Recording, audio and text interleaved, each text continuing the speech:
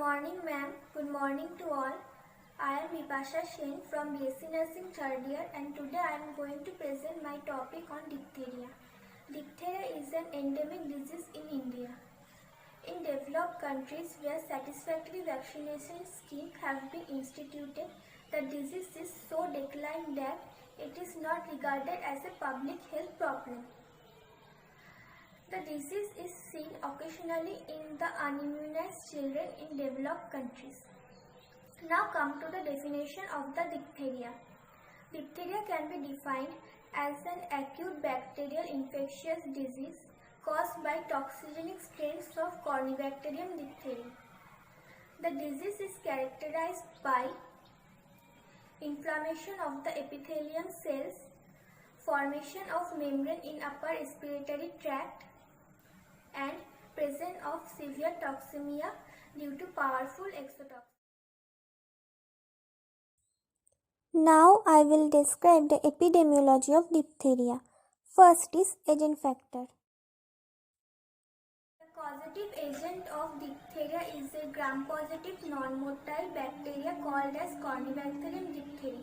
It has no invasive power but produces powerful exotoxin.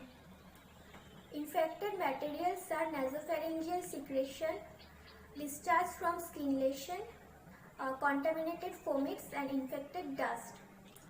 The portal of entry is mainly respiratory route. Period of infectivity is 14 to 28 days. Second is host factor. Diphtheria mainly affects children of 1 to 5 years. It can be found in preschool and school-going children. Infants from immune mother are protected first few months and weeks of the life. Both sexes are equally affected. And third is environmental factor. The disease is found in all seasons, mainly in winter and in autumn. Mode of transmission is mainly by droplet infection. Incubation period is 2 to 6 days. Now I am going to explain the pathophysiology of diphtheria. The main portal of entry of diphtheria bacilli is by droplet infection.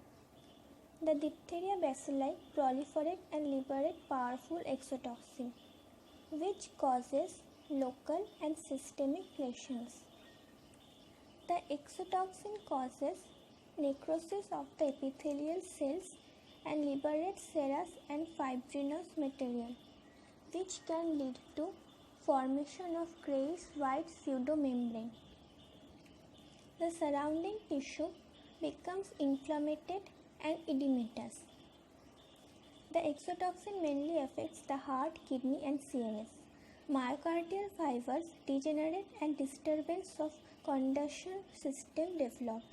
Toxic damage of CNS leads to polyneuritis. Inflammation of renal interstitial tissue occurs. Next, I come to the point that is clinical manifestation of diphtheria. This includes sore throat, dyspnea, croupy cough, hoarseness of voice, difficulty in swallowing, mild fever, difficulty in speech, skin rash, foot ulcer, paralysis in extremities, cardiac problem and vision problem.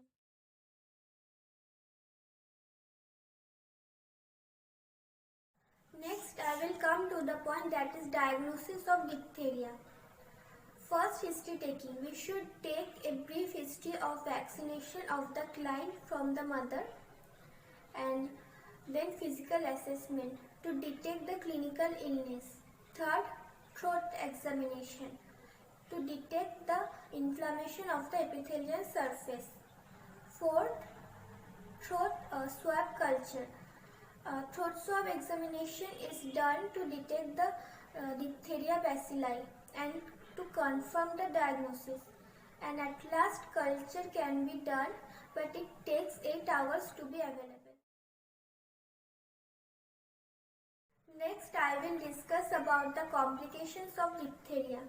This includes myocarditis, pharyngeal paralysis, bronchopneumonia, nephritis, polyneuritis, vasomotor disturbance like hypotension, cardiac arrhythmias, etc.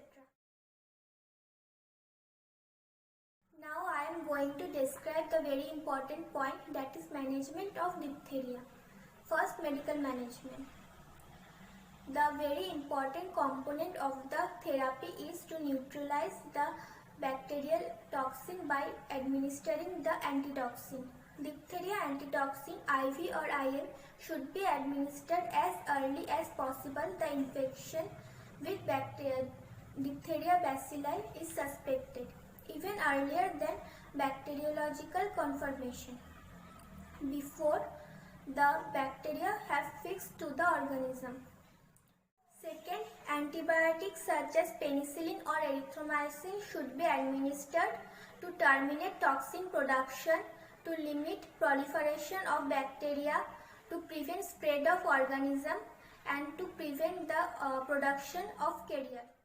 Antipyretics may be needed in case of fever, and oxygen therapy is needed in case of respiratory distress. Now I come to another important point, that is nursing management. First, nursing diagnosis. Hyperthermia related to release of exotoxin by diphtheria bacilli as evidenced by warm body surface and verbalization. Second, ineffective airway clearance or ineffective breathing pattern related to pseudomembrane blocking the airway as evidenced by tachypnea and verbalization. Third, acute pain related to inflammation of the tonsil as evidenced by verbalization and Penskoll reading. Fourth, imbalanced nutrition less than body requirement related to nausea, vomiting, anorexia as evidenced by weakness, weight loss and verbalization. So the planning for hyperthermia should be assess the body temperature frequently 2 hours and take a complete history of vaccination from the mother of the client. Then advise the client to wear thin clothes that absorbs sweat easily. Encourage the client to drink plenty of water. Provide tepid sponging and ensure proper isolation of the client. So the planning for acute pain should be assess the pain characteristic location according to Penskoll reading, provide a comfortable bed to take proper rest, advise the client to listen music or read storybooks for mind diversion, and administer analgesic as per doctor's advice, administer antibiotics as per doctor's advice. Now I will discuss about a very important point, that is prevention of diphtheria. The most reliable preventive measure of diphtheria is active immunization with DPT vaccine to all infants in universal coverage. By DPT vaccine, an infant simultaneously immunized against 3 diseases, that are diphtheria, pertussis and tetanus. The dose of DPT vaccine is 0.5 ml administered intramuscularly at lateral aspect of thigh. 3 doses are given at 6, 10 and 14 weeks of age. DPT booster is given at 16 to 24 months of age, and DT is given at 5 to 6 years of age. Now, instead of DPT vaccine, pentavalent vaccine is given to an infant which give immunized against 5 diseases, that are diphtheria, tetanus, pertussis, Haemophilus influenza type B and hepatitis B. Now I am concluded my topic on diphtheria by saying that the incidence of the disease is declining due to increased coverage of childhood immunization with DPT vaccine. Unimmunized children as well susceptible to the disease. High coverage of the immunization is only tool to control the disease. Booster doses are needed to control the disease in adults. If you have any query or doubt regarding my topic on diphtheria, you may freely ask anytime.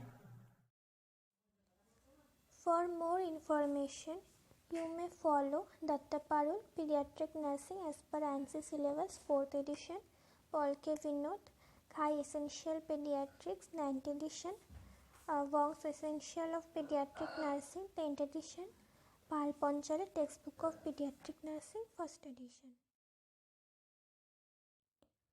Thank you, ma'am. Thank you all.